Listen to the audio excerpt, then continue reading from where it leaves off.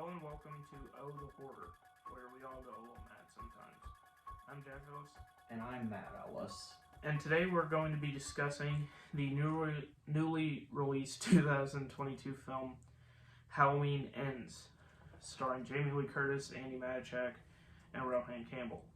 This is a conclusion to David Gordon Green's Halloween trilogy, which includes Halloween 2018, Halloween Kills, and Halloween Ends.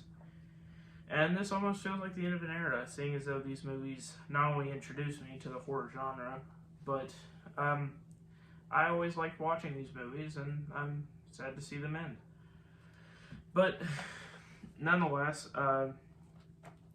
this year has been a good year for horror so far, and this was one of my most anticipated films. Scream 5 was great, Smile was alright, and whatever the fuck that Texas Chainsaw movie was. We're excited to keep talking about horror until year's end. So, yeah, we'll just start talking about Halloween Ends 2022. I'll get this out of the way. First, this film is very divisive, and there will be spoilers for it throughout. And yeah, I commend the creators of this trilogy for somehow making each movie more divisive than the last and still having people care by the end. It's quite an achievement. But yeah, there will be spoilers in this in case you wanted to watch the hour-long episode of a podcast for a movie that doesn't have any spoilers in it. So, yeah, just to let you guys know, Matt has seen the movie once. I have seen it 3 times so far. And yeah, we'll try to describe it as best we can. We have our notes. But yeah, this film is only available in theaters and on Peacock. So, you know, we haven't had the chance to go through it with a fine-tooth comb, but this is the best we could do. The film actually has a rather masterful opening, as it opens on Halloween night 2019 in Haddonfield, of course, where Corey is babysitting Jeremy Allen as Jeremy's parents go to a Halloween party. And as far as the opening few shots of this movie, I don't honestly know what to feel about it, because this is just 1 year after Michael slaughtered like 40 people and then just disappeared. I mean, you know, would nobody be concerned about that? I mean, a trick-or-treater was slaughtered the previous year. And, you know, parents are just letting their kids go out and trick-or-treat. I mean, it would have been fun to maybe have a noticeable difference of trick-or-treaters between 2018 and 2019. Not like counting heads or anything, but to there be noticeably less. But that was just my opinion. And so Corey and Jeremy are watching a monster movie, making paper airplanes, and discussing Michael Myers. Now, Jeremy has developed a fear of Michael Myers after his previous massacre, and he is sleepwalking and talking in his sleep. And so, later on in the night, after Jeremy has gone to bed, Corey, that's probably going to happen a lot in this episode, I'll just let you know up front. Corey hears the noise upstairs. He starts seeing shadows everywhere, and we're led to believe that perhaps Michael Myers is in this house. He goes upstairs, no sign of Jeremy. He goes up to the attic where he finds a knife, and he looks around for Jeremy. And it turns out that Jeremy is playing a Halloween prank on him, and Corey has something of a panic attack. And so, as Jeremy's parents return, we can hear Corey threatening Jeremy by saying, "I'm going to kill you." And he is kicking open the door to let him out. And he's in there because, we should probably point out, because Jeremy locked him in the attic. Yeah, and so the door is kicked open, and Jeremy is hit by the door and goes flying over the banister to his death. And this all happens right in front of his parents. And Corey is seen at the top of the stairs holding a knife. And it can be reasonably assumed that Corey was blamed for this death. Um, as far as this opening, I guess it's a cold open, you might call it. I loved it. I think this is one of the most well-crafted scenes in this entire trilogy, not only for the suspense factor, but also how well it's made and just how damn tragic it is that, you know, all parties involved were not particularly doing anything wrong, but, you know, everybody came out of it for the worse, especially that little kid. What do you think? What do you think of this part, Matt? I really like the opening scene too. I mean, it was. I mean, you know, other than Corey and Jeremy talking about Michael, the opening scene really had nothing to do with Michael Myers, and I don't think they've ever done that before. Like, they've always started it out with Michael in some way, but there is a death, but it's accidental. Michael doesn't do it. It's caused by Corey, and like you said, everybody gets affected for this, even though what happened is understandable on all fronts. Like, Corey was probably claustrophobic or something like that, so the fact that he panicked and kicked the door, we can understand. Jeremy was just a kid pulling a prank. Nobody wanted anybody to really get hurt, but that's what happened. And it's, even though we did see Corey in the back of a cop car later on, he clearly didn't get arrested for all that long because I guess they believed his side of the story. So yeah, and the scene that really gets me at the beginning of this movie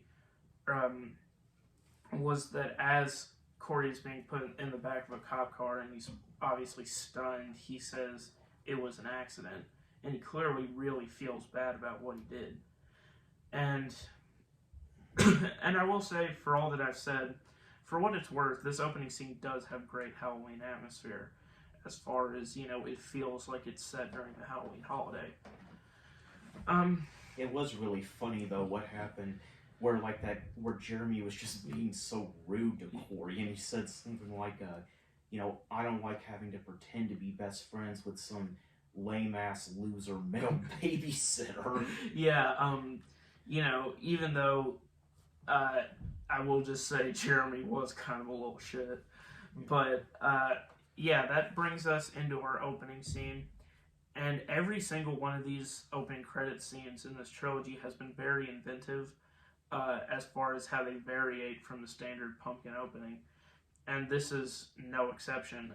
As we slowly zoom in, not only do we get the Halloween 3 font, which I love, implying that this will be a very different movie from the first two. Pumpkins, I don't know how to describe it. A new pumpkin will envelop the one in the foreground and then become the new pumpkin. And then a new pumpkin will grow out of that one and replace the old one. And it'll just keep doing that in a circle over and over again. And that I really like, and I honestly did not see that coming.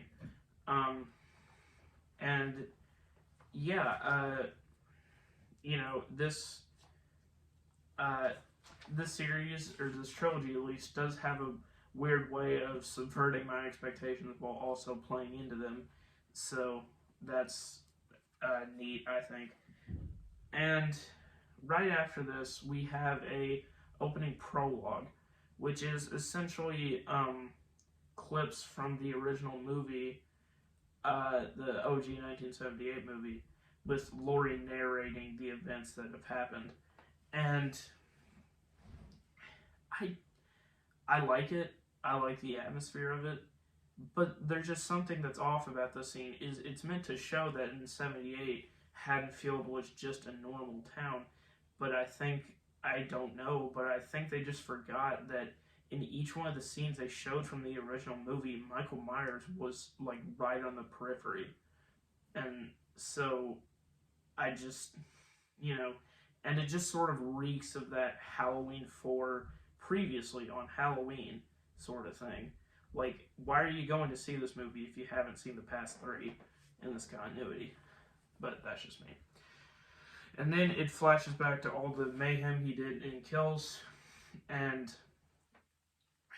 after he vanished, cops, have maybe wondered at every death they get called to, hey, was it him? Sort of that sort of thing. And again, I like the idea of maybe cops thinking that every death could be Michael Myers. But again, what would have made this better is that if Michael had been continually killing people over the past 4 years, and so he's sort of intentionally muddying the waters. But from our knowledge, he hasn't killed anybody since Karen, and it's just been, again, spoiler alert, hiding in the sewers. So I do like that angle, but in this montage, you do get to see Oscar from the first movie. His mother, who was in Kills, she hung herself at her window. And not only that, I noticed this on rewatch. She was wearing the very same costume that Oscar was wearing when he was murdered, which is just really fucking sad. And anyway, so yeah, Laurie, 4 years after the 2018 massacre, she owns a home with Allison. Allison is, or I'll get to that. She's writing a memoir. She looks a lot better, and she's trying to put forward a new step. And I'll say this right off the bat: what everybody and their mother has been saying. Well, within the last two movies, she was paranoid. She was a paranoid gun nut for 40 years after one movie. After her daughter is killed and Michael is still on the loose, why is she normal again?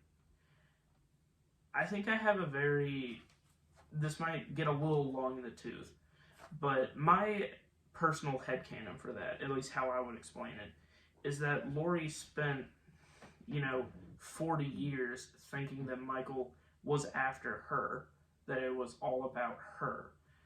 And then in Halloween Kills, Hawkins tells her, it's not about you. While that scene was particularly a little rushed, you can see that it just destroys her inside, that she essentially wasted her life on this. And then after that, her own daughter, Karen, is murdered. And then she realized she spent 40 years, all that time, all that money, as a way to protect herself and her daughter. And all of that was for nothing. She wasted it. She wasted everything.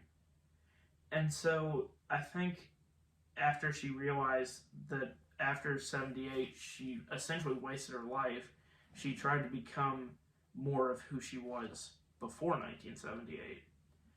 That's personally how I would explain this. You can disagree with that, and that's fine. But yeah, that's personally just how I read it. Allison is a nurse at Haddonfield Memorial Hospital. Don't know how that place wasn't shut down. But anyway. And Corey now works at a junkyard with his, I believe it's his stepdad, Ronald, because some websites will say it's his stepdad, other websites will say it's his uncle. I'm just going to say it's his stepdad. But yeah, Matt, what did you think of this section of the movie? I was really surprised by, like what you said, the opening where it shows how Laurie is just, like, living a life that's as fairly normal as possible, She's living in a house with Allison, she's writing a memoir, and even hanging up Halloween decorations,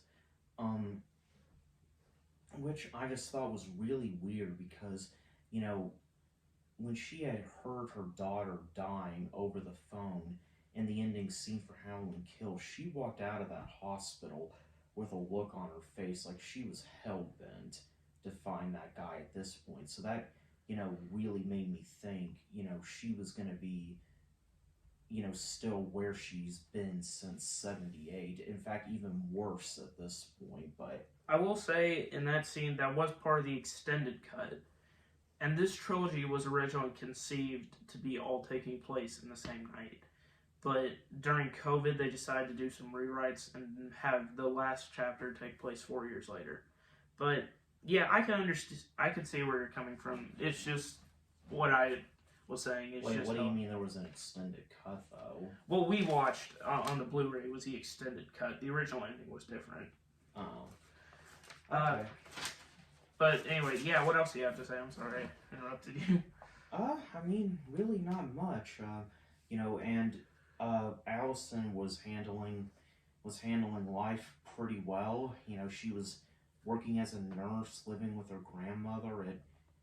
It all seemed like it was fine. But one thing I did notice is that when Lori would be around town, it seemed like everybody was blaming her for Michael's actions. Yeah, and if you don't mind, I would like to get into that a little later when a particular scene comes up. But yeah, that's fine. But yeah, I like this section of the movie. Yeah. So Allison is pulled over by a former boyfriend, Officer Mulaney, and being the Halloween hyper fanatic that I am, I knew that Mulaney was the last name of the group of 3 kids who were bullying Lonnie Elam in the Halloween Kills 1978 flashback. I think it's implied that the officer is one of his kids' son, but in the back of my head, I thought, oh, was Allison so fucked up by 2018 that she dated like a 55-year-old? But anyway, yeah. During that scene, it's implied that something sinister is going on in the sewer. Mostly that's where Michael has been hiding out. Later on, we get to Corey, who is at a gas station, and some bullies who are named... Hold on one moment.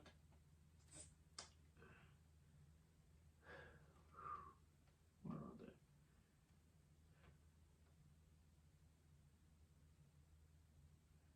are they? Terry, Stacy, Margot, and Billy.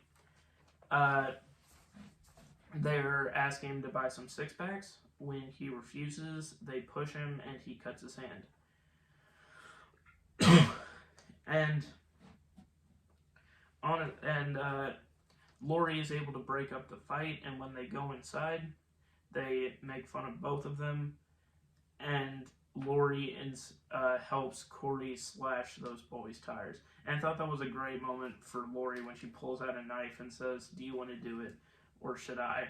And a couple of things with the scene, I like it overall because over the course of the movie, we've sort of been led to believe that Corey is now sort of a social pariah.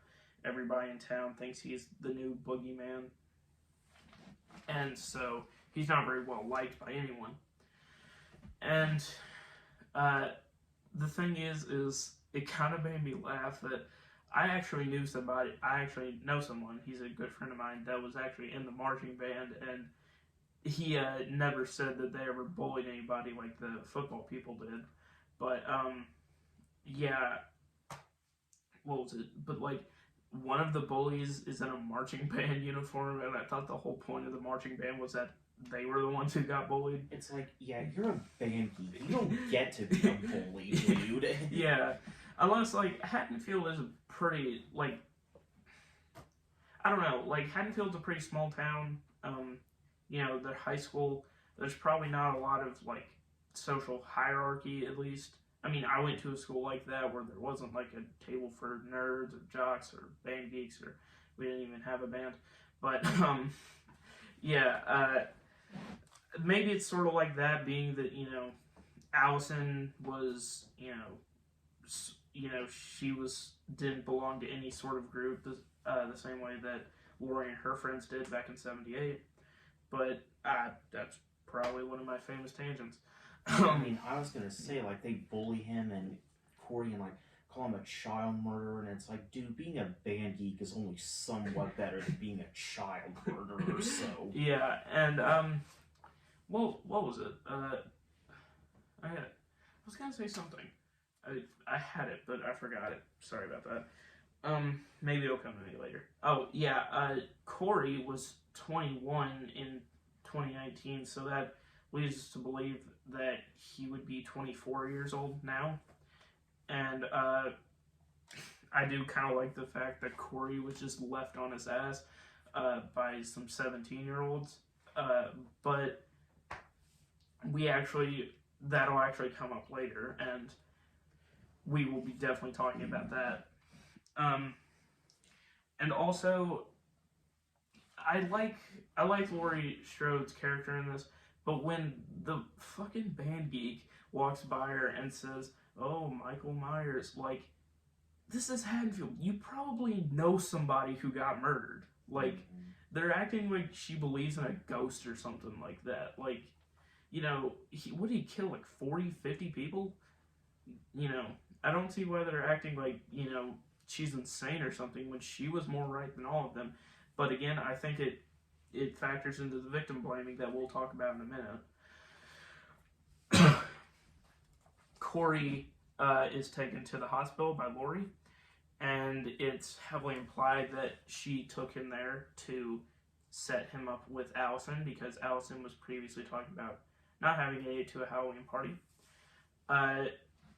He is getting his hand sewn up by Dr. Mathis, and Dr. Mathis sort of talks down to Laurie, and they instantly sort of take a liking to each other. And after his checkup, Allison was having a problem with her car, and he takes a look at it, and they sort of hit it off. And a lot of people have criticized the romance in this movie. I didn't mind it, honestly. I think it was actually really well executed. The actors have great chemistry. And I just thought it was pretty nice. And it was, for what happens later in the film, I thought it was pretty tragic that Corey went down the path he did, because I honestly think that Allison and Corey probably could have had a happy existence had he not done what he did, because they were almost perfect for each other. But yeah, Allison is extremely forward with him, which I thought was kind of funny, because I don't want to go too in detail as to why I think why, because I try to keep the show as family friendly as possible. But her boyfriend was shoved through a banister 4 years ago, so maybe she needs a little something. And they try to keep this family. We talk about horror movies. And yeah, so after all that,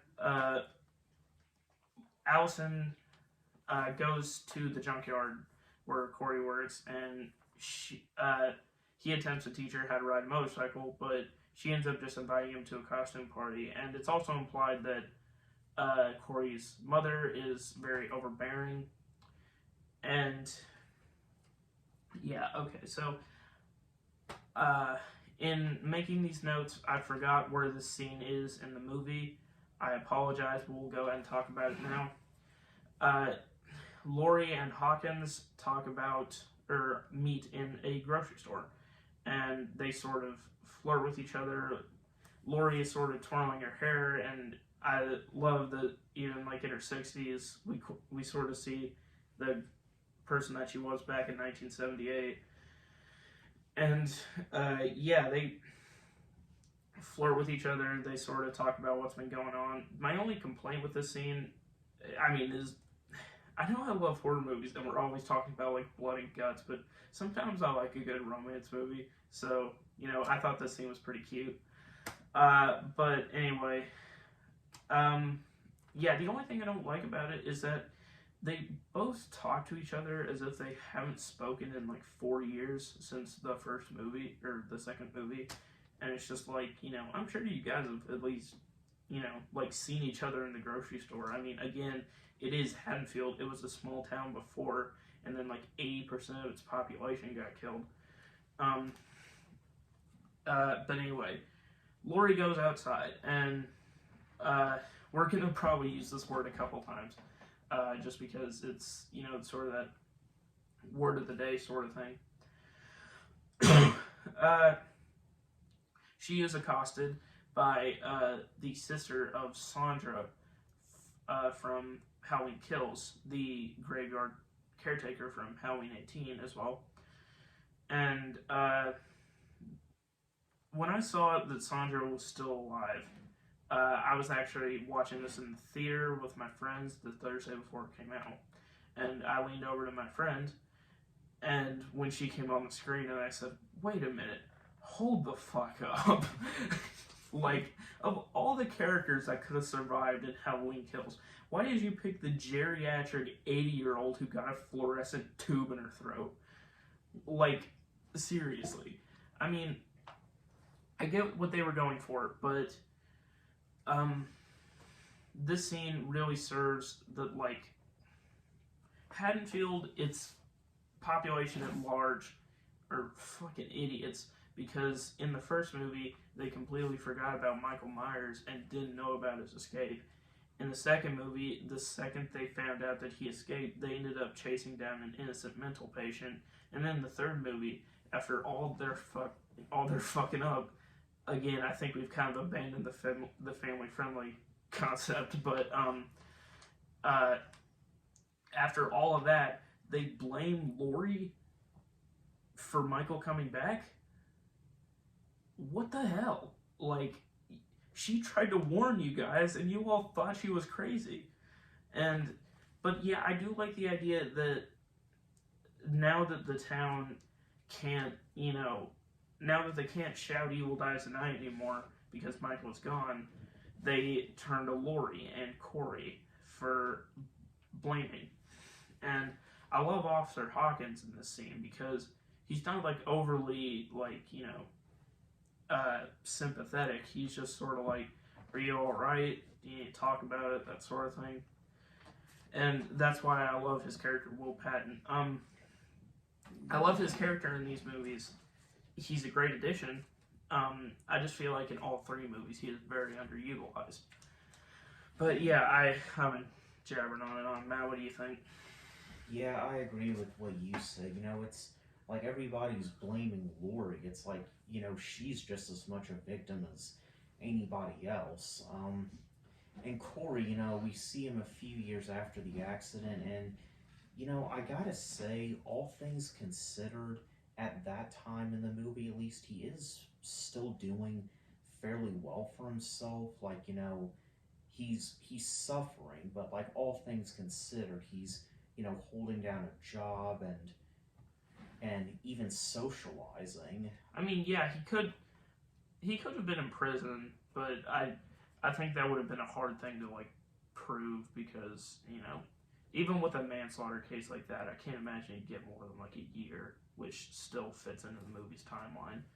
Right, but yeah, I mean this part I did like. I don't which event was it you were talking about when you were saying something about the first thing when Sheriff Hawkins comforts Laurie and Corey after someone berates them for Michael's actions? Yeah, like I just didn't think that he was very overly sympathetic or anything like that, and I thought that I know, but like which part was it? Was that when like they were at the restaurant? Or no, that's just like after, like directly after that scene where Laurie is approached by those two people. Hawkins comes to her car and just says, are you all right, and stuff like that.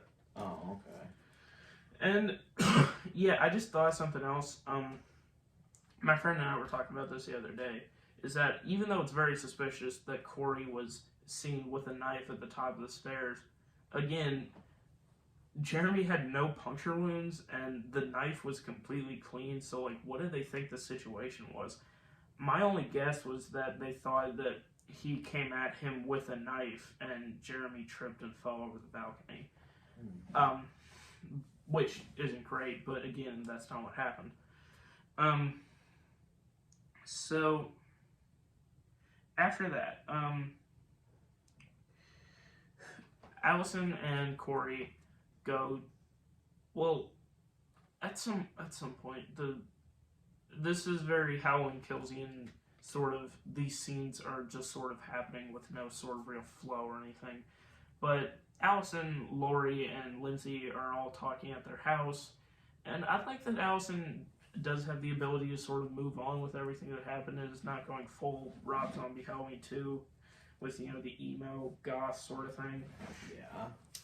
And I like, so, Lindsay is in this movie, I will say that, in case you forgot. And she's apparently a tarot card reader, and she's gotten into, like, voodoo or whatever. And, I don't really know. But, Lori has a line in the scene, I won't say it, but if you watch the movie, you know exactly the one I'm talking about, where you either laughed out loud at it or you really cringed at it, and something deep in my soul tells me that wasn't in the script, that Jamie Lee Curtis came up with that line on set. That's just my guess, but it's up to you. So anyway, after all of that, and it's sort of the stereotypical, girlfriends meeting up. They're all like sitting around drinking wine, playing board games, that sort of thing. And yeah, Corey and Allison go to a costume party where he is wearing a scarecrow mask and Allison is dressed as a cat. They meet Allison's nurse friend, Deb, who is dressed as a devil, and what I believe is a reference to Halloween 5. And they're both drinking and dancing, and they have their masks up, and you can tell that both of them, when they get to an excuse to wear a mask, they're not going to take them off because they're two people that, especially in this town, don't feel very comfortable in their own skin. And yeah, so once they start dancing, Allison and Corey are sort of lightening up, and this scene is very disorienting and loud, but I still enjoyed it. And I thought for certain when Corey got on the floor that he was like having a seizure and this was about to be a Halloween 5 moment. But no, it turns out that he was just doing weird dance moves, which is weirdly in character for him. And so then he is again accosted by Jeremy's mother at the bar. The bar, yes. And again, I can't tell if this is supposed to be the bar that was in Halloween Kills and Lindsay owns it now or something like that, or it just looks really similar. But I believe it is supposed to be. And from her general tone, she seems like she might want to talk with him, maybe make amends. But no, she's just going for the jugular. And, she sort of berates him, gets on him. It was no accident. You're a murderer. You're evil. That sort of thing. And Lindsay is taking her out of the bar. And I don't know if you knew this, Kyle Richards, the person who plays Lindsay, is the black-haired girl in that meme about, like, the blonde woman yelling at the cat sitting at the table. Really? Yeah. I did not know that. And actually, it's really funny because I honestly think this scene was trying to recreate that meme. But... What? Yeah, now that you bring it up. Yeah.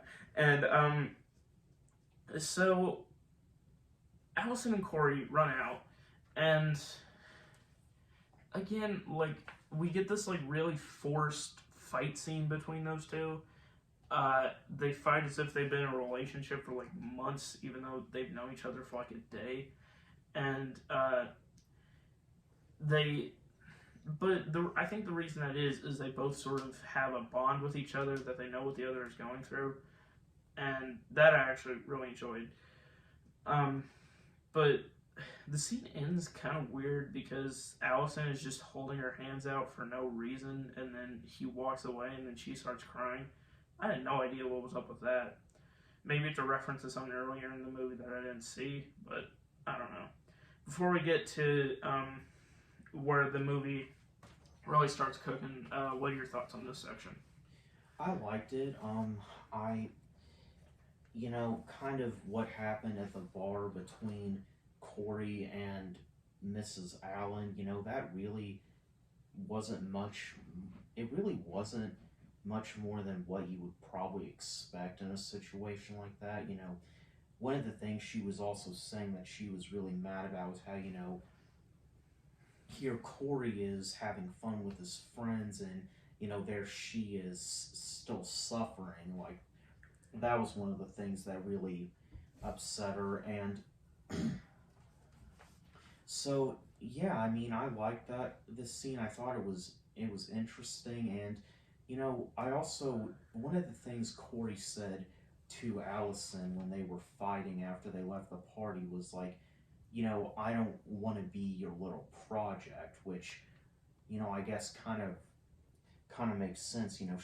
She knew Corey was a mess, and he thought that she was just dating him because she was taking him on as a project. But it's like, buddy, she's a hot mess too. Like, she acts like, a regular person, but, after what she's been through, like, you and her really are not in totally different boats. Yeah. And now that you've said that, that reminds me of a couple things I wanted to touch on with this scene, because there is a lot to talk about. The scene is sort of played out well, because I like how Corey instinctively says sorry, as if he has to say that to a lot of people when confronted about Jeremy Allen. And I like the use of masks. And she even mentions that you think you can come in here with your mask off and have a good time. And yeah, that was actually something that I really liked. And also, as we sort of feel that there's this bond between two people, as, two negatives equal positive, combined trauma, they may be good for each other. Corey mentions that, everybody sees you as a survivor, everybody sees me as a murderer. And that sort of calls into question what's been going on here. But, yeah, do you have anything to say before we move on? No, I'm good. Alright. Well, anyway, as he's walking home, Corey is... This is a great scene for just one line. Corey is again approached by these bullies, and it's just like, I mean, the baby got lucky once. Why is she going back for seconds before this 24-year-old drops on her ass? But anyway, they get into a fight. Corey pulls out the knife he got earlier. They hit it away from him, and then they get into a scuffle after Corey says this line where the bully's dad had actually shown up at the junkyard with his car that they slashed the tires of, and he sort of talks as if he's mad with his son, and then Corey says, "Oh, you bully me because your dad hates you. I know what it looks like when someone looks at you like they hate you and your dad fucking hates you." And I love that part because it's just such a great line, and Rowan Campbell really sells it. But anyway, they end up getting a scuffle that throws him over the bridge, and the first indication that we get that Michael Myers even exists is that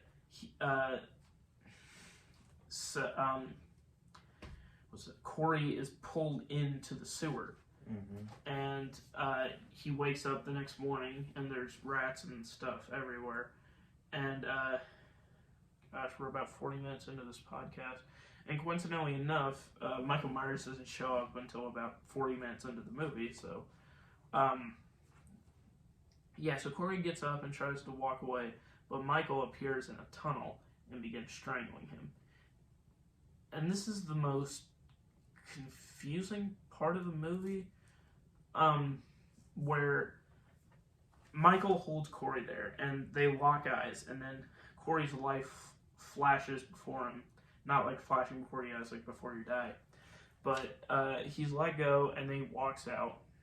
And so a hobo approaches him, and they get into a fight, and you could strictly say it was self-defense, but this is what gives Corey his taste for blood, as he kills the hobo with the knife and runs away.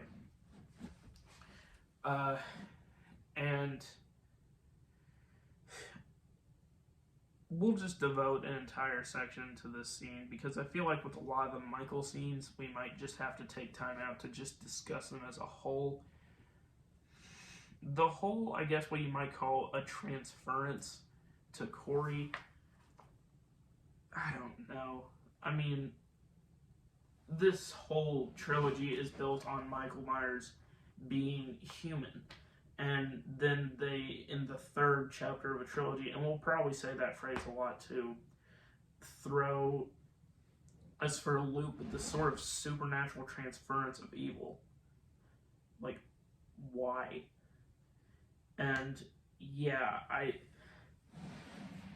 we'll get more into this because there's not a lot to talk about with just this scene as in of itself. But as the movie goes on, we'll have more to talk about. What did you think of this particular part in the sewer?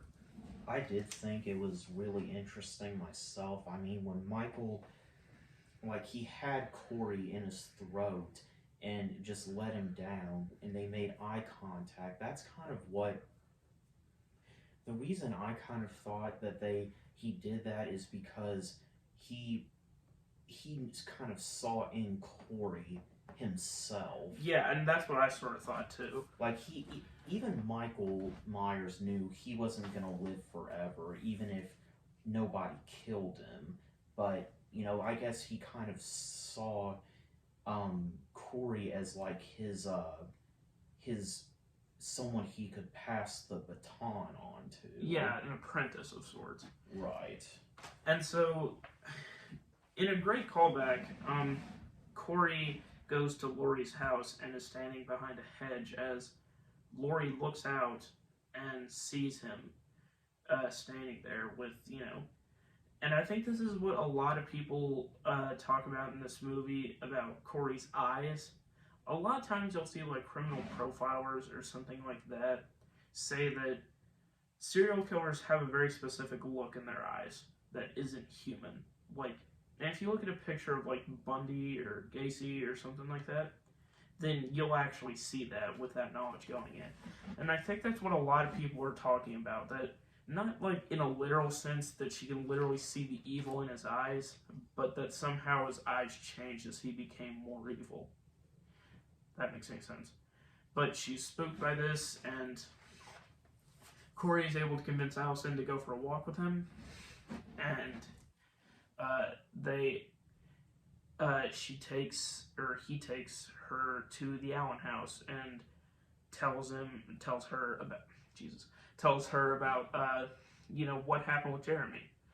And, you know, it's a very nice scene because even though we've already had his transfer to the dark side, I guess you might call it, it's like, you know, he says it with such guilt and such reverence that even though Jeremy was kind of annoying, he still kind of liked the kid, even though it's hinted that that was his first time babysitting, and he really feels bad about it.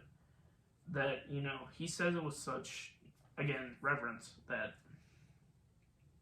it, you know, it doesn't feel like that scene should have gone there. But Allison and Corey. Allison and Corey go on a dinner date where Allison explains that, you know, why she has not left Haddonfield, and maybe that she's scared for what her grandmother might do if she ever left, and we'll see later in the movie exactly what she might do. And they're approached by Officer Mulaney again, where he is sort of a bit harassy, I guess. Mm-hmm. And, you know, he just won't leave them alone. And then Corey gets up in his face and just says, you know, just is like, we're good, leave us alone. And this is sort of the point in the movie where you might think that it was the transference or when Corey and Michael first killed together. But I think this was a scene in the movie where Corey was just finally like, you want me to be the boogeyman, I'll be the fucking boogeyman. And I did like that part, at least.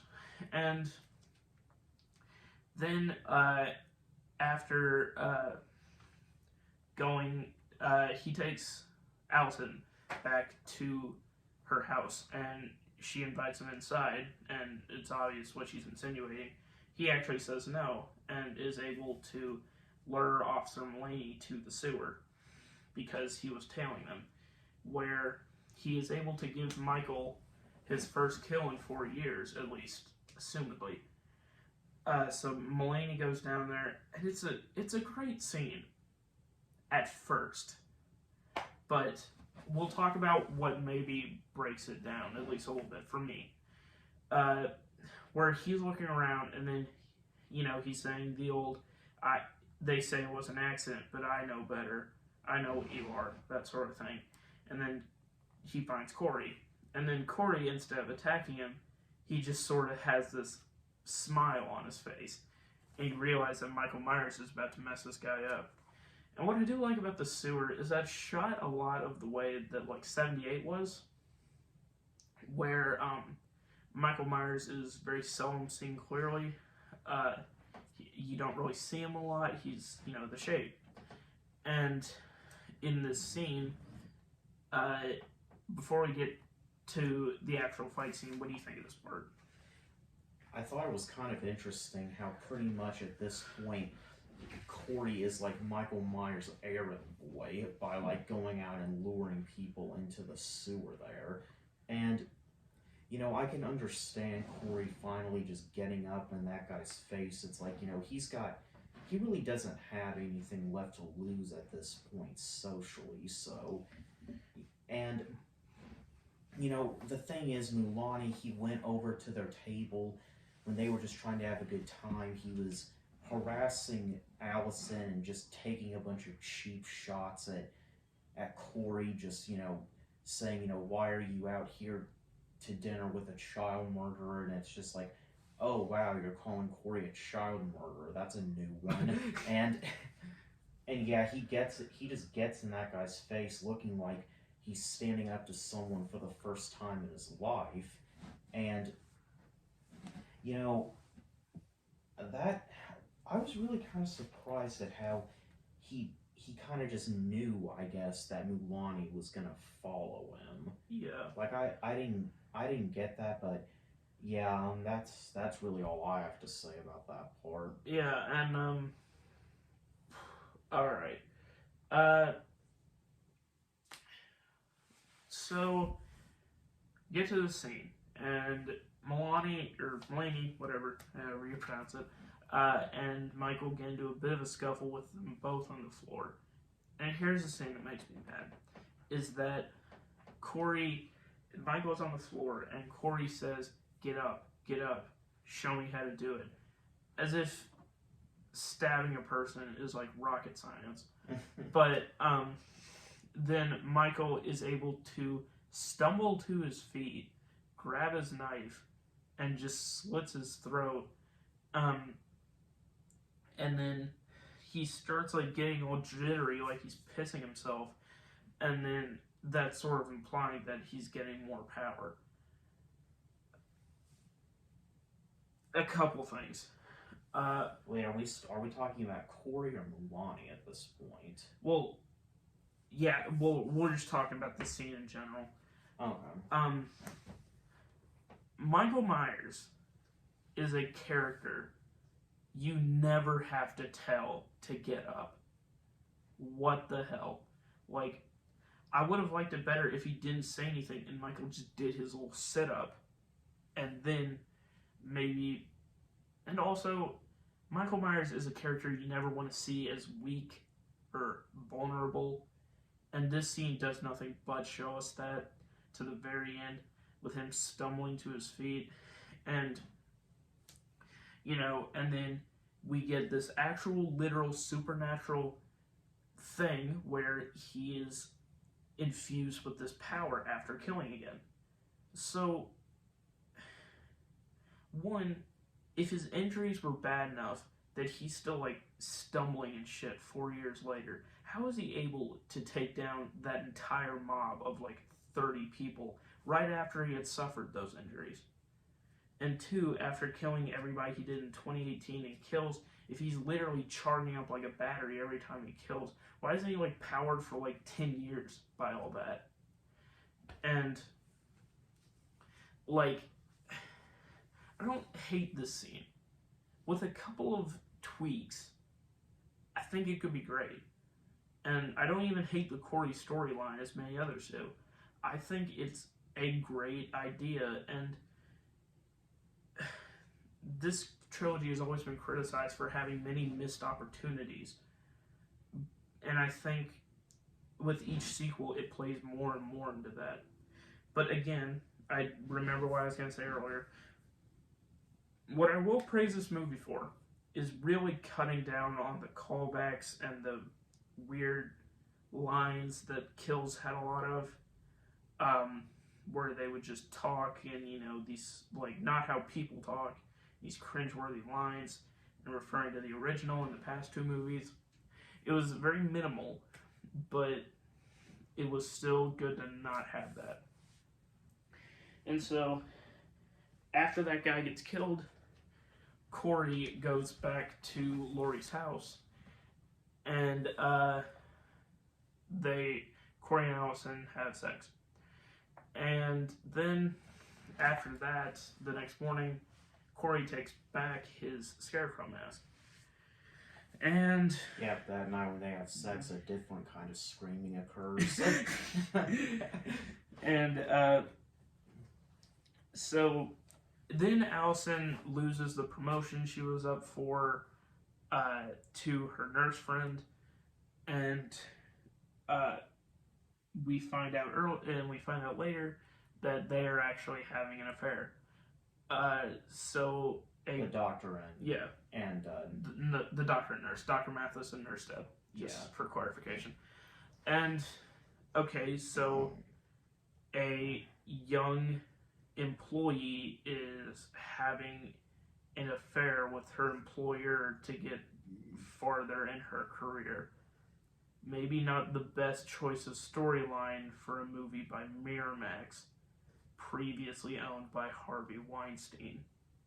Oh, really? Yeah. Wow, yeah. Just throwing that out there. But maybe that was a tribute to him. I don't know. Yeah. But anyway, as Nurse Deb is about to take a shower, she hears a noise and finds Corey in his scarecrow mask stabbing Dr. Mathis over and over with a corkscrew, which is a great kill because it makes this sort of cute scarecrow mask really scary because it has blood all over it. And I think it's the most realistic showing of death in this whole series. And I really like that. And as Deb runs inside, from the trailers, I had originally theorized that maybe she was related to the Mulaney's from the flashback, but no, not really. Michael is able to come in. He pins her against the wall and stabs her into the wall, in very reminiscent of the Bob kill from the original. I don't really like that kill, being that it's one of Michael's only in the movie. The fact that it's just so by the numbers from the original, that it's literally just a recreation of one of the deaths from the original. I don't really prefer it. And yeah, as we get into the actual day of Halloween, Matt, what do you think? Well, yeah, I agree with pretty much everything you said. Pretty much, I don't see why, it probably would be a bit too soon for Miramax to do that, but, hey, they didn't ask me. And really, I don't see why the doctor would go for Nurse Deb rather than Nurse Karen to have an affair with. I personally think Karen's hotter, but... Wait, Karen? Allison, sorry. Yeah, Allison's a fucking smoke show. I don't know what's going on there. Yeah, Deb is just she's got a crap ton of makeup on her and stuff. Yeah. And it's kind of funny to think about Corey just standing there watching Michael kill, he's learning from him, and Michael's just stabbing her, being like, now you really want to apply pressure here to really get her to stick to the wall. You should probably be writing this down. okay, watch my technique. Okay, you really gotta make sure your posture is okay. It's like, are you watching? This is gonna be on the test. Get off your phone. Yeah.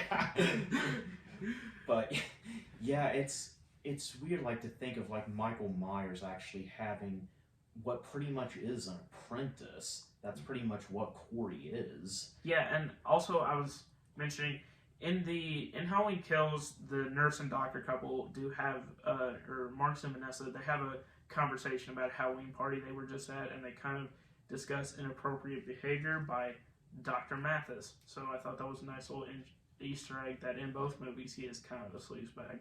So yeah, what were you gonna say? No, I was done. All right. So as we move into the day of Halloween, Jeremy has fallen asleep in the spot, or not Jeremy, Corey. Corey has fallen asleep in the spot where Jeremy died, which is creepy enough on its own. But then it turns out Laurie has found him, and they have this excellent scene where it's almost like a chess match between the two. And Laurie and Corey are talking, and she's sympathetic towards him, talking about like evil and stuff, and saying that she can get him help. And the thing is you can tell that this is all just a wolf in sheep's clothing, because like she's throwing like paper airplanes at him and stuff. She's obviously taunting him, and because she knows what he is. And so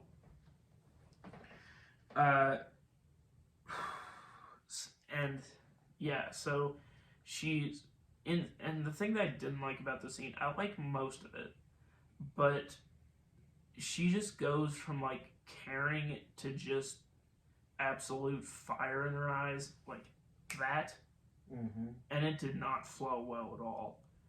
And Corey, this is not a badly constructed fight scene as far as an argument between two characters. I actually think it's done really well, but the sort of A to B transference is not very well done at all.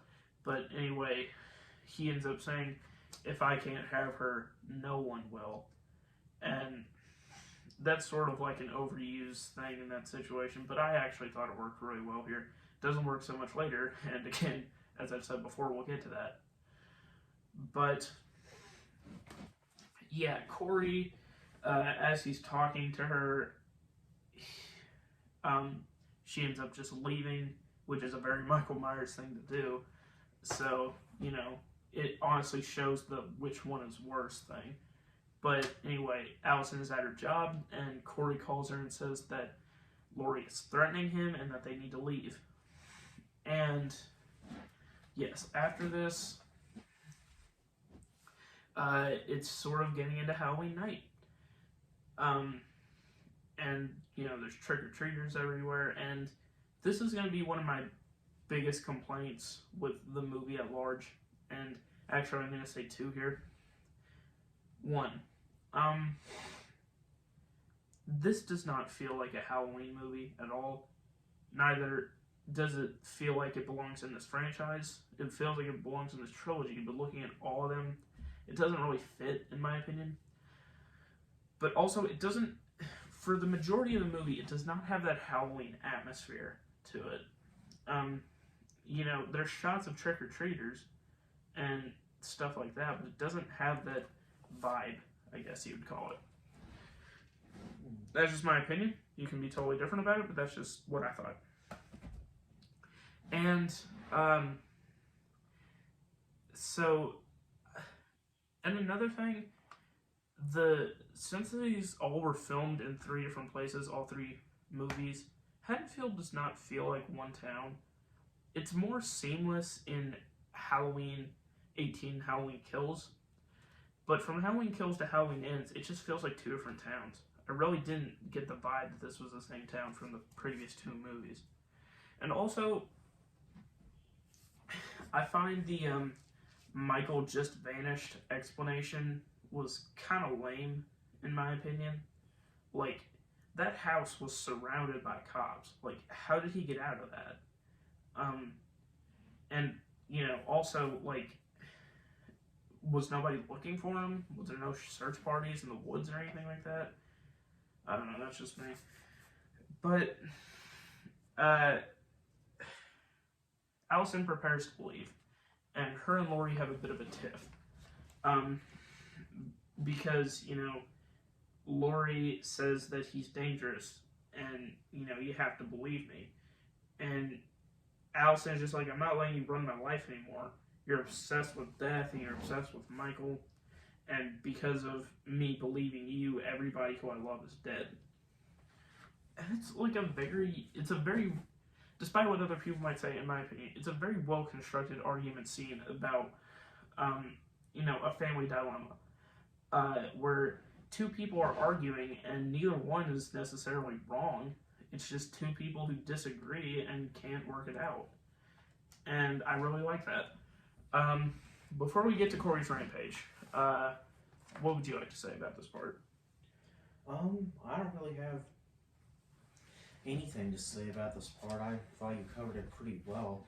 One thing I have been thinking about, this is about previous movies though, is like, it's really funny to think about how there were two bus crashes hauling psych patients. You would think the guy driving would have been fired after the first one, especially since the inmates escaped. But, it's like, when do they just decide that this guy is more trouble than he's worth? Like, I don't know if that driver is maybe the hospital director's son or something, but... Yeah, and the thing that always makes me laugh about these movies is, why are they always transferring Michael, like, the night before Halloween? Like, I get that his birthday is on October 19th, but, like, in every single movie, it's always the night before Halloween. It's never, like, in June or anything like that. Right. But, moving on, Corey takes Michael's mask. The scene was actually earlier in the film, but we just forgot to mention it. And we see through the sewer hole, Corey and Michael fight. He's able to take the mask. Michael sits up. Again, this is one of those scenes where I have to put my head in my hands and sort of psych myself up to talk about it. 1. Okay, so the 24-year-old nerd with glasses who got bullied by 17-year-old band geeks is able to leave Michael Myers, the boogeyman, murderer of 50 people, completely on his ass. Are you joking? And in the scene, they fight like siblings or something. And, we only see through the sewer hole, so they're just fighting off screen and then going across the hole or something like that. It's just so stupid. And, Michael has that setup at the end, which is cool, but what's even the point of showing that if you've completely emasculated what the character stands for at that point? But, anyway, Corey lures the bullies to the junkyard. And there he has on the jumpsuit and the mask. He got the whole get-up going. Ronnie is there, or Ronald, and Corey is able to, he kills, I believe his name is, hold on,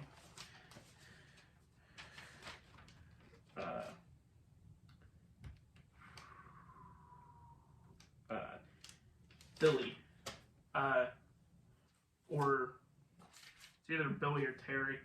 I think it's Billy though. He puts something in his eyes, I can't remember, and then he starts up the tow truck, and he flattens one of them with the tow truck, and then I don't remember what he does to the band geek. I honestly can't. But Terry is knocked out with a wrench. Or, no, actually, what am I thinking of? No, one of them is knocked out with a wrench. That's the band geek. And they're on the floor, their ankle is broken. And then Terry comes out with a gun along with Ronald. And then Terry accidentally shoots Ronald, which is fun. And then Terry is able to get knocked out by Corey, who then sticks a blowtorch in his mouth, which is gnarly. I wish we got to see more of that, but I think like the MPAA or somebody was probably breathing down their neck, so they had to cut a lot of it out. And then Corey gets away in a tow truck, which is obviously a reference to Howling 4. And so Corey then goes to the radio station. Allison and Corey were at the radio station earlier, and that's where Allison decides to leave Haddonfield. And so Corey kills the receptionist while we get a really great shot where actually the shot work in the scene is great, because there's one scene where you see a window and like the radio DJ is looking away and Corey passes by and he doesn't see him, and then the radio DJ has his headphones on and the receptionist is getting killed in the background and he doesn't hear anything.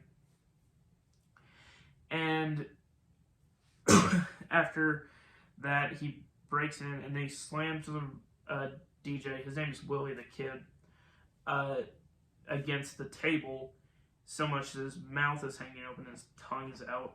And then he takes a pair of scissors and just clips his tongue off, which I thought was really gnarly. And then the tongue is actually on the record and it's causing the record to skip. And everybody's listening on the radio and they're just like, huh, what's going on? And then, yeah, so I thought these two kill scenes were great for what they were. First, I would have liked for Michael to have been in some of them, but for what they were, I really enjoyed them. What do you think? I thought they were pretty good too. I like how he was by himself able to kill like 4 different people just with, junkyard equipment, which I thought that was nice. And yeah, I definitely thought that was kind of funny, where he, like, every time, what happened is every time the vinyl record went around, was like Corey left the music playing while he was killing Willie the Kid. So, and when he cut his tongue out and just put it on the record, it kept spinning around. It got right in between the needle and the record, so it would just like stop for a minute, and so that was pretty nice. Also, speaking of the radio DJ, there's a song that plays at the very beginning of this movie. I believe it's called "The Midnight Monsters Hop," and I loved its inclusion in the movie because it sounds like one of those Halloween songs that you'd hear in like grade school or something like that, like like Monster Mash or something like that. And I sort of like this trilogy's use of songs like that, but other than that, I'll move on. Do you have anything to say? Well, I was just gonna say,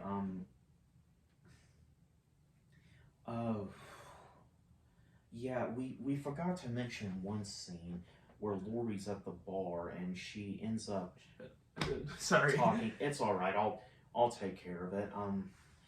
She is in the bar and ends up talking to the bartender about her issues with Allison, and Jeremy, Allen's dad, is actually there playing pool.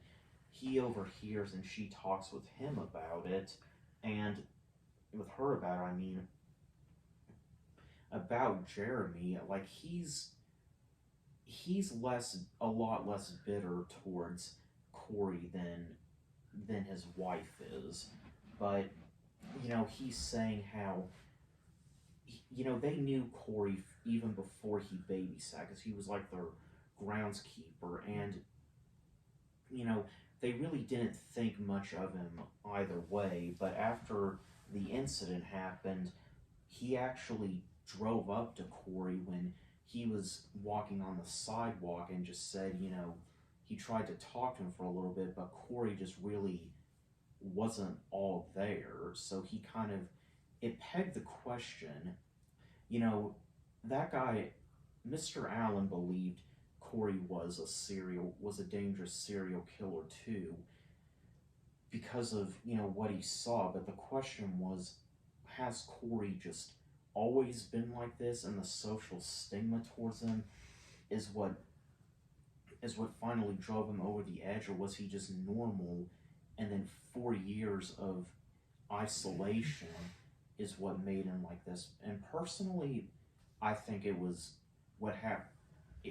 went from being normal to being crazy within those 4 years. I mean, being isolated and hated by by an entire community. I mean, that of course that is going to really fuck up your brain more than I think a lot of people realize. And it's actually kind of weird, as Jeremy Allen's dad was talking about Corey in a very understanding way, which was weird because he also was kind of a dick to Corey, like right before the incident. Like he was just talking crap about his work when he was working on their yard. It's like, dude, really? I think that was just banter. In all honesty, like, how dads will joke with like their kids' friends or something like that. I mean, Yeah, probably. that's sort of the vibe that I got. The thing that I wanted to touch on in that scene before we forget about it is I liked seeing the Allen parents in the aftermath of that accident, but I also liked maybe not knowing what actually happened to them after the accident, because it leaves you to sort of speculate. Both of them look like sort of disheveled, and judging by the fact that his dad is in a bar playing pool in the middle of the day, maybe we can assume that he got fired or something. And his mother and father both have seemingly contradictory views on Corey. Maybe that caused them to divorce, Right. Saying as though we never see them together after the accident. They're both at the same bar, but at different times, which Right. maybe is, intentional, because they don't go to the same place at the same time because they don't want to see each other.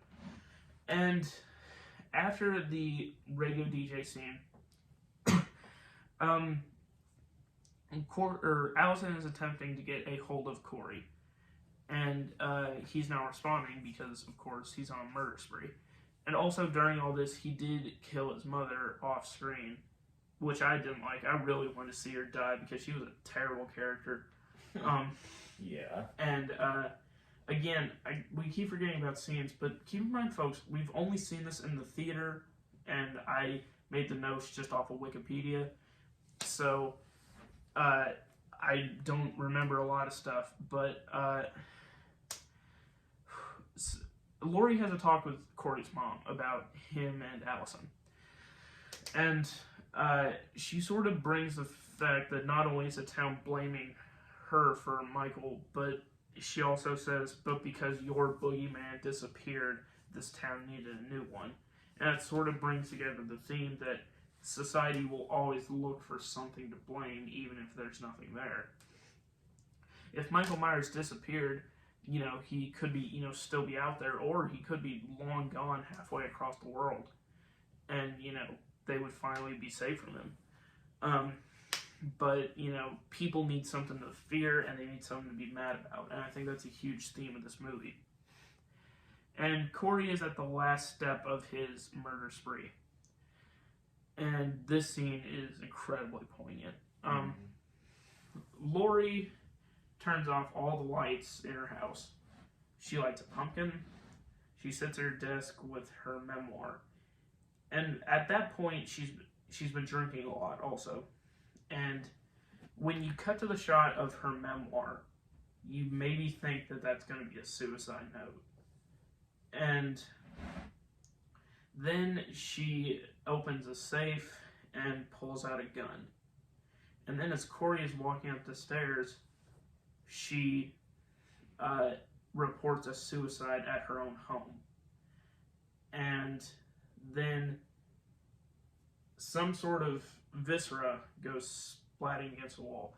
And the shot of her walking around with the gun in different positions to her head is incredibly sad, but I will touch on this part. There was actually a deleted scene in Halloween 2018 where Laurie is, checking on all her guns and stuff, and at one point she turns the gun around on herself. And I think if they would have kept that scene in, the scene would have had a lot more weight. But still, it was incredibly sad because, Everybody in the theater, I could tell, myself and my friends including, were thinking to themselves, is she gonna do it? And there was such energy to it after the viscera hit the wall. But then she opens the door and they get that moment from the trailer, and she says, did you really think I'd kill myself? She shoots Corey twice. He falls over the banister. And as I was writing the notes, it made me realize Corey fell over the banister, same as Jeremy. I mean, that's just sort of something I noticed. And Laurie's kind of taunting Corey, and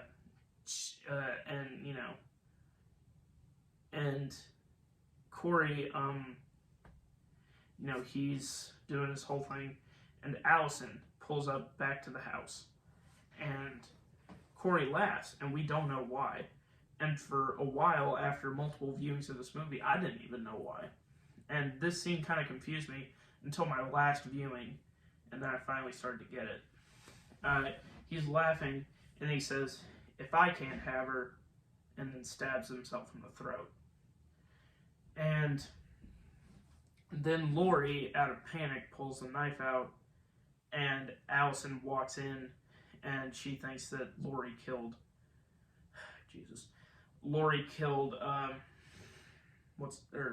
Corey. And she storms out, and so why was Corey laughing? And he said, "If I can't have her," and then kills himself, which means she could have anybody but him, which was kind of weird, but I thought that was just a callback to a cool line, and, he was kind of insane, so I don't really think he was thinking it through. But why was he laughing when Allison got home? Well, I think it's because his plan was always to kill himself, and so if he could kill himself and make it look like Laurie did it, then he knew that she would be framed just like he was. And I thought that was kind of a fun little mirror. And yes, so as Allison storms out, Laurie is in total shock. And as we get to that, Michael sneaks in the back door. Now, what do you think of this scene? I thought it was pretty interesting myself. It's like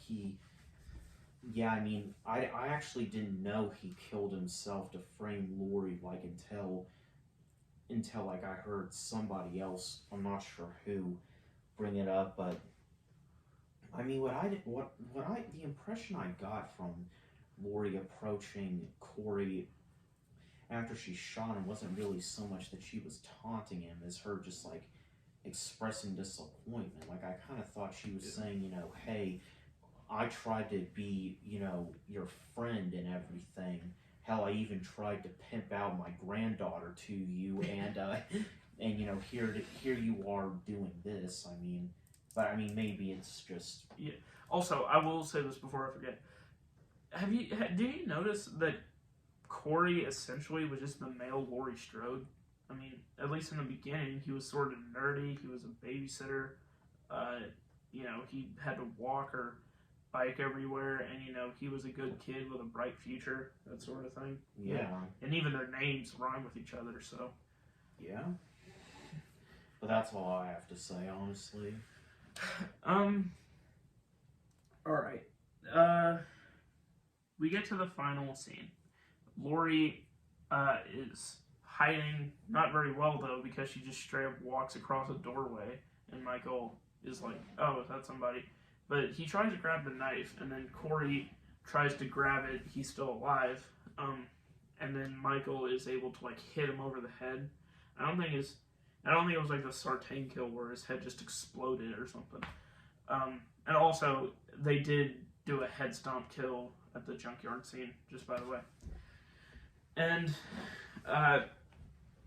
Michael is looking for Laurie, and he's looking around the kitchen, and then he tries to approach the closet where she is in, and then something in the microwave explodes, distracting him. She runs out with a fire hydrant, hits him over the head. Then he is able to overtake her and tries to put her hand in the trash compactor. She was able to fight him off, and then she eventually is on the floor with his foot on her head, but she's able to fight him off again. And then she takes a knitting needle, but he turns it around on her and almost stabs her in the head with it. And I could just imagine Michael saying during that scene, "Yeah, it doesn't feel great, does it?" And and so during this scene, like, I think they had to establish that Michael was weak in this film, because you were gonna wonder how was a grandmother gonna defeat somebody who was able to take down 30 townspeople. But like I said in the last review, it's not like that incredible of a feat, since he was just taking down like 20 drunks at 1 a.m. And so she's able to actually get the upper hand on him, and she pins him to the table with a knife. And then she's able to pin his other hand to the table with a knife. And then she dumps the fridge on him, so he's completely immobile. And then she takes a knife out and she gives her final Laurie speech. And this, I liked it. I liked the speech. I liked the flashbacks to the 78 film. They didn't feel overwrought. I think this was very well executed. And like Michael. Yeah. And then she takes the knife and takes off his mask.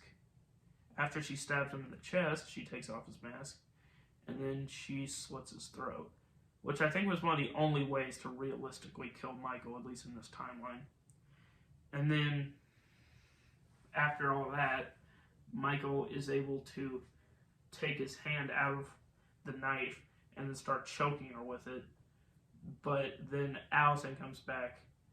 Well, first off, Allison is driving, and she sees the radio tower on fire, which is a callback to an earlier conversation where she says she wants to burn it all down. And that's what Corey did. But anyway, after that, she comes back to the house after finding out that Laurie called in a suicide, and she breaks Michael's arm, and then they slit his wrist. And that's one of the best ways to kill Michael. Short of chopping off his head, all that was great. And then the cops arrive, and we get a couple of just awesome scenes. I don't care if it doesn't make that much sense. It's fucking cool, okay, guys? Hawkins comes in and says, Michael, and then they're like, he's dead. Not dead enough. The one thing I don't like about this scene is they freaking tie Michael to the roof of the car like he's Aunt Edna from National Lampoon's Vacation. And the cops are like, hey, this isn't how we do stuff. And then Sheriff Barker, for all the stupid stuff that he did, he comes in and then he's like, it is tonight. Wait, didn't Sheriff Barker get killed by Michael in Halloween Kills? No. He's Allie Barker's dad, right? No, I don't think he got killed. He was in the hospital scene. Like, he was at the hospital when all that was going down. Who are you thinking of? I'm thinking of Laurie's friend, Allie Barker, who was killed in the first movie. Oh, no, that's Annie Brackett. Sheriff Brackett was in the mob that got killed by Michael. Right, okay. Sheriff Barker is the black one that wears the cowboy hat. Oh, okay. Yeah, but he comes in and he's like, we're going to finally put this guy to bed. And, I bet he's just thinking to himself, I really want to kill this guy. He really made me look like a jackass. And so all the town gather in this procession, and everybody's walking out of their homes. And I don't care if word got out so fast. I just think it's a cool sort of scene. Everybody's walking out. What would have made the scene perfect is if all of them were shouting "Evil dies tonight" again. So they go to the junkyard and everybody's walking, including Sandra and her sister, and also fucking Julian is back, which I loved. Because, he's been in all three movies, whether it's just a cameo or actual character, but the fact that he's back makes sense, and I just really love seeing him back, even if he didn't have any lines and he was in one shot. And so Michael is carried up to, I don't remember the last time I saw Spider-Man 2, but I remember a lot of people were comparing the scene to that. And Allison starts up this, I guess it's an industrial shredder, as I read on Wikipedia. And she turns it on, and Lori gets dibs on this one, so she is able to just throw him into the shredder, and it just eviscerates him. Which I think is great.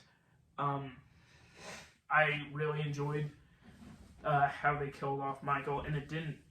My only thing was that the fight scene at the end felt a bit rushed, but how they actually killed Michael and stuff like that felt natural, if that makes any sense. And after that, Allison finds out about Corey. That causes her to leave Haddonfield. And then after that, Lori is recovering. She finishes her memoir.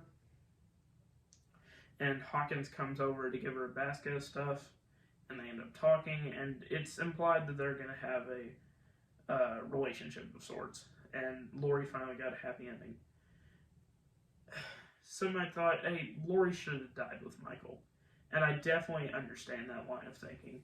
But after all three of these movies, and seeing how this character just wasted her life on this guy that didn't care about her at all, I feel like she deserved a happy ending. And she deserved to have her life not be defined by the worst parts of it. And that I really do enjoy. And I feel like that's courtesy of Jamie Lee Curtis, because she wanted to have all the social commentary in this movie, or in these three movies, and, you know, it sort of implies, you know, like with the Me Too movement, you know, I mean, people can have good lives outside of their trauma. And, yeah, the ending, it ends with shots of the house, akin to the ending of the original 1978 film, but there will be no breathing. And then the last shot is her office with the Michael Myers mask that she kept because it will never give Michael power again. And then in a fantastic move, they end up playing Don't Fear the Reaper at the end of this, which is just the right amount of fan service, in my opinion. So Matt, what'd you think of the ending? The ending I thought was great. You know, and it's like what Lori said in her memoir, actually. You know, his death was not mourned, it was celebrated. You know, he was not given a tombstone, a proper burial, a service. He was just put in an incinerator and died an undignified death like so many of his victims. And it gave the entire town a good deal of closure. I mean, sure, they were willing to participate in Halloween anyway, but, you know, I still think that fear was still, at least in the back of everybody's minds. Oh, and honestly, one thing I would like to have seen in this is, I did read a fan script of what this movie might be like, and at the end, after they definitively kill Michael, there's a scene where the whole town is celebrating that Michael is finally dead. And Lori, on the other hand, while still being happy that he's dead and she's safe, feels a sense of emptiness, that now her life has been defined by this person for so long, and now that person is dead. Wait, this was like an extended... No, this was just a fan script that I read. It wasn't like, you know, just a thing about it. And I would have liked to see at least a tinge of that, maybe the town celebrating after the procession, but then it sort of has to go into Lori's memoir.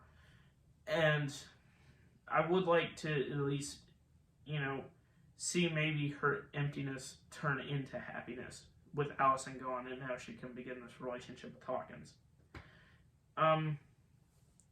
One thing I would have liked to see in this movie is had Laurie already been in a relationship with Hawkins, because I feel like we got enough of that sort of flirtiness from their conversations and kills, and it sort of was leading to them maybe having something in this movie. But yeah, I'm sorry I interrupted you. You keep talking about the ending. It's all right. And one other thing to think about the ending is, yeah, Corey died, but thanks to Allison, at least he got some before he died. So Yeah. there's that. He did not die the 24-year-old virgin. Yeah. So this might be divisive, and for our 17 viewers, I'm sorry if we did not directly align with your beliefs on this movie, but I like this movie. It felt like a fitting end. The Corey stuff could have worked well as an anthology movie separate from this trilogy, but honestly, I think it was well executed. Had Corey maybe not died at the end, but lived on, like, had she shot him off the banister and he sort of disappeared like Michael did at the end of the first movie, I think that actually might have been better. But I think also, again, it plays into the Laurie having a happy ending where, at least in her direct sights, there's no more evil out there anymore, and she can finally get on with her life. But this movie felt like a fitting end at the end, but for most of the movie, it did not have that sense of finality to it. And it did not have that sense of Halloween to it, which it was sorely missing, because,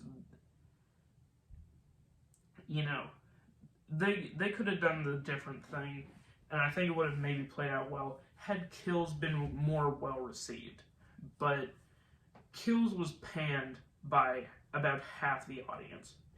And I think that led to a lot of people saying, hey, they're doing all this different bullshit in this movie, we're not going to see it, leading to it having the lowest box office of the trilogy. And so, had this had more of the sense of, it's over, guys, and not felt like it was trying to set up something new that ended up just not doing anything at all. I mean, they already had its fans on the hook. All they had to do was land the plane.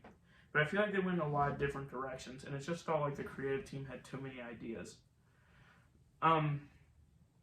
But as far as the Laurie versus Michael, not quite as great as 2018, but still satisfying. I think that a lot of the stuff in the movie was really well done, and I do think that the Corey Allison romance was very well done. Michael being weak, I was not a fan of at all. And, you know, we could have done this the day we saw it. And, you know, we could have gone on the camera, we could have had word vomit, and this could have been 3 hours long. But we decided to sleep on it, let it marinate, maybe watch it a couple times. And, you know, this is our final comprehensive thoughts on the movie. If we maybe do a re-review of it in 5 years, so be it.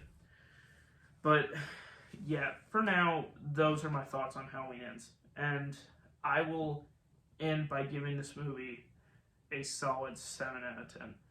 Not as good as Halloween 2018 Kills, but good in its own right. Matt, what's your conclusion for this?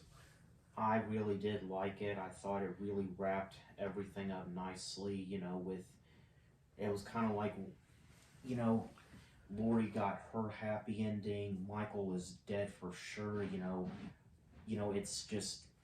He's not coming back. Yeah, his head was like mashed. Yeah. So, yeah, you know, it's like, I was really, like, grateful that the movie makers didn't end this on a cliffhanger, since they don't think they're going to be making another. Like, you know, if you're going to end it, end it. Yeah. So, and yeah, I personally would give this movie a 9 out of 10. Yeah, and a lot of people were saying before this movie was released, they wanted Michael to win. And if that were to happen, what the hell would have been the point of this trilogy if he was always just going to win in the end? Yeah. But, yeah, that's our thoughts. 7 out of 10, 9 out of 10 for him. Yeah. So, yeah, this has been Oh the Horror. We will have one more review in the month of October. That will be our Halloween special. But for now, I'm Jack Ellis. And I'm Matt Ellis. This has been Oh the Horror. We'll see you next time. Thanks for listening.